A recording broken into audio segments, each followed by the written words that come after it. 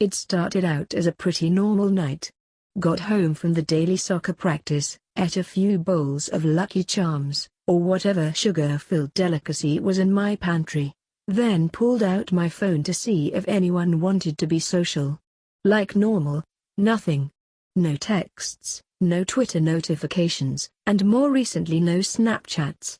Usually after the late-night games of FIFA, there would usually be 1 or 2 snaps from good friends, but nothing too spectacular. Until that night. I just finished my 9th game of FIFA and it was about 1:15 in the morning. Considering that it was a Tuesday and I had an important bio test the next day, I figured I should probably catch some sleep. But of course, not without checking the Snapchat. With my eyes barely able to stay open now, I managed to open up the app, and like usual, 0 notifications.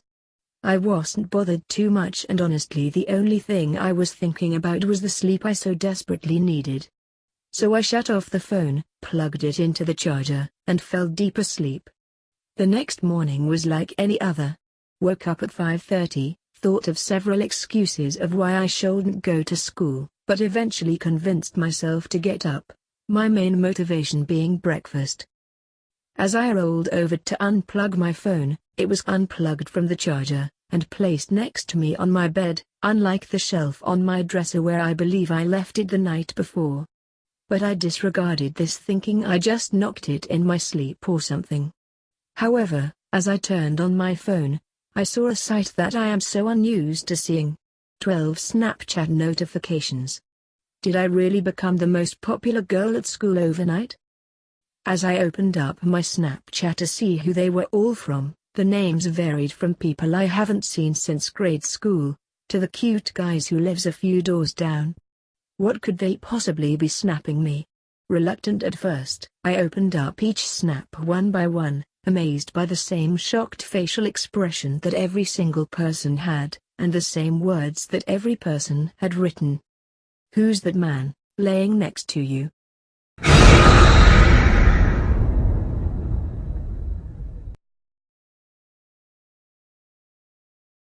Growing up, I always wanted to go on a bike ride at night. Something about it seemed really cool to me. It wasn't until I was 13 that my mom finally let me. She told me to wear my helmet, have my phone, take a flashlight, and she set the parameters for where I was allowed to go. She gave me about 4 miles, which was a lot to me. So right after the sun set, I was off. I loved it. There were no people out walking their dogs, no kids running around, the temperature was perfect, etc. It was really fun, so fun, that I ignored the limits my mom set. You see, where I was biking was all walking paths. It was one of those grassy areas between 2 neighborhoods.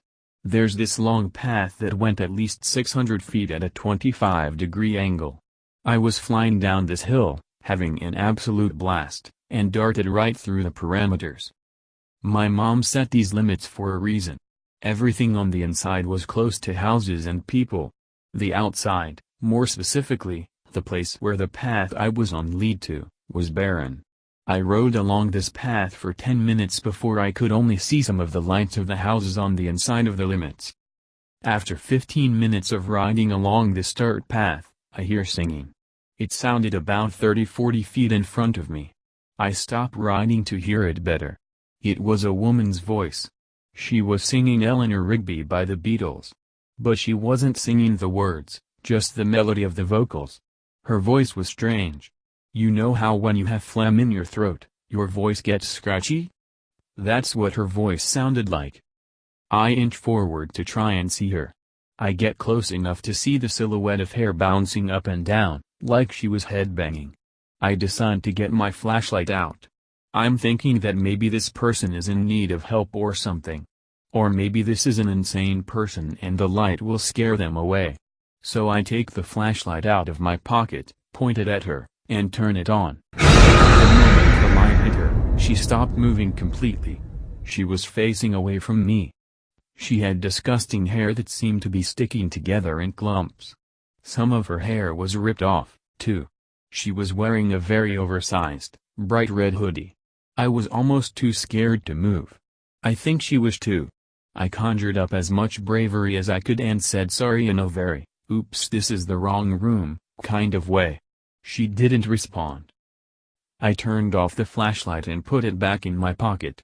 Just as I was turning my bike around, she screams. She screams in an awful, high-pitched voice. I damn near shit myself as I throw myself back onto my bike. I hear her voice getting closer to me. I book it as fast as I can. I don't look behind me, and I don't stop pedaling. Her screaming grew quieter and quieter until it dissolved into the howling of the wind.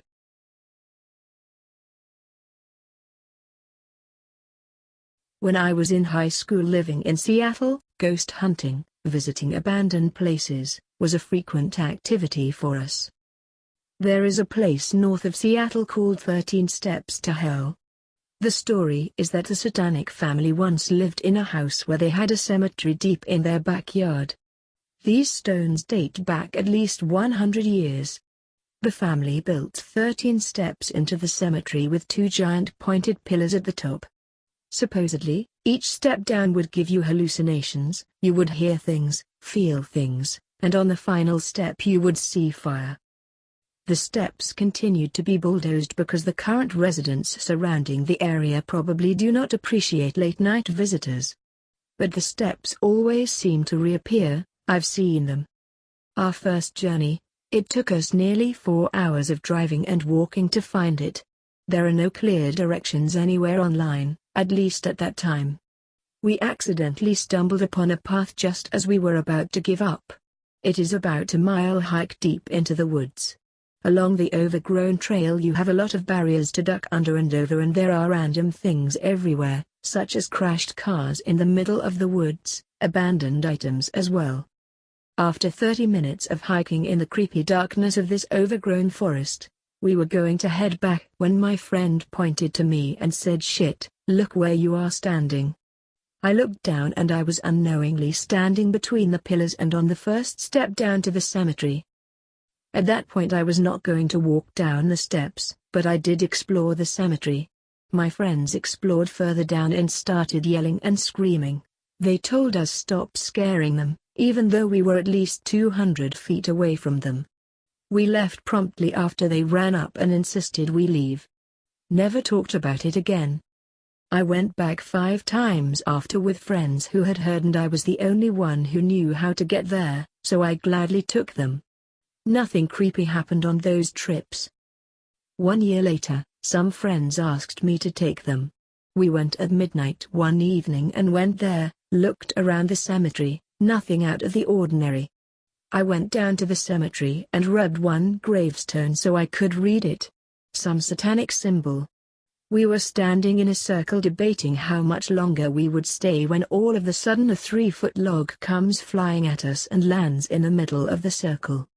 We all look around and notice that no one from the group is missing, so it wasn't any of our friends. 30 seconds later all of this shit is flying at us. I look at them and just say run. We started running back through the overgrown trail with logs, branches, rocks, etc. being thrown at us. I've never ran so fast in my life. At one point my friend looks back and sees 2 giant yellow eyes after us. And all we heard were growling noises running after us. Ducking under fallen trees, running through sticker bushes and falling several times. We run to the car, get in and drive away as fast as possible. None of us said a word to each other for at least an hour. And I have never been back since.